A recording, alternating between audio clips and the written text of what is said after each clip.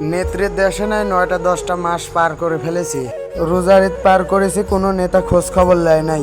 আজকে পার হয়ে গেল কোরবানির ঈদ, কোনো নেতা খোঁজ খবর রাখবে না। আমার দলের কর্মীরা আজকে 1 কেজি গরুর মাংস কিনে খেতে পারেছে কিনা আমি জানি না। তাদের সন্তানদের মুখে একটু সীমায় জুটেছে কিনা আমি জানি না। আমার দলের নেতারা, রংবাজ নেতারা, চোর নেতারা, এরা বড় বড় টেলিকমে বসে বক্তব্য দেয় আর দিনের বেলা ঘুমিয়ে থাকে। আমার দেশের লোকেদের কষ্টের দিন ওদের কানে যায় না, কারণ ওরা যে দিনের বেলা ঘুমিয়ে থাকে। আমি অনুরোধ করছি দেশে আসুক, রাতের আধারে টেলিকমে না এসে কর্মীদের ঘরের দুয়ারে যান, যতটুকু পারেন হেল্প করেন, এদেরকে বাঁচিয়ে রাখুন। এদেরকে না বাঁচালে আপনারা আর কোনোদিন ক্ষমতায় আসতে পারবেন না।